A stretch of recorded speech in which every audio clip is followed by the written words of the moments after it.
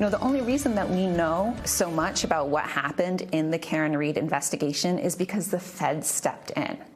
An author who researches homicides in the Bay State says the Karen Read trial exposed something about state police she's suspected for years. She says across the Commonwealth, murder investigations are susceptible to badly trained officers, conflicts of interest, and a lack of oversight. She spoke with our Glenn Jones, and he has this report all new at 7. What is that? A memorable moment. Those are the plastic cups with the coagulated blood. In a high-profile murder trial. Can you read what's on that bag? Stop and Shop.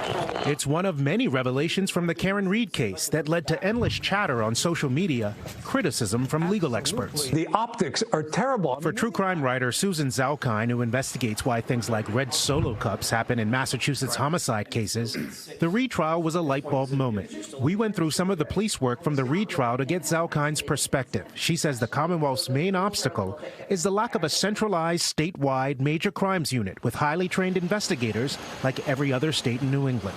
The problem with how Massachusetts investigates homicide is that we use a localized approach. In Massachusetts, the law says the DA designates who investigates homicides. Save for a handful of big cities, 14 counties are consolidated into 11 state police detective units, embedded locally with district attorneys' offices. While state police say this organizational approach gives troopers fast crime scene response time, Zalkine says she hasn't seen the same structure anywhere else and calls it ripe with conflicts. That is a clear example of protect your own culture. She says the Bay State way is why Boston cop Brian Albert was in question for days by troopers, even though the victim, John O'Keefe, another Boston cop, was found incapacitated on his front lawn. You have Michael Proctor saying that the reason he didn't go into Brian Albert's home was because he was a Boston cop. But you wrote, nope, the homeowner's not going to get any because he's a cop, right? That's not what I meant by that. Everybody knows everybody, right?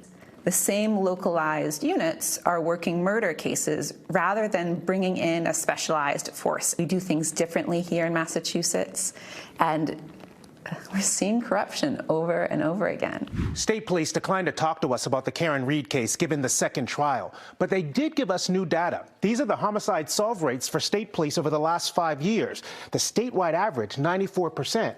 And when you compare that to the national average, you can see the performance in Massachusetts is well above it. 3 people have been killed in 3 unsolved Middlesex County murders are at the center of a Hulu docuseries.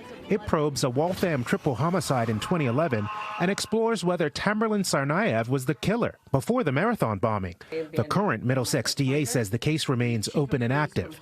Zalkine worked on the series, followed it up with a book. She sees small-town similarities between that Waltham homicide investigation and the infamous one in Canton, except for one key difference. State police consider the O'Keefe case solved because they have a murder suspect.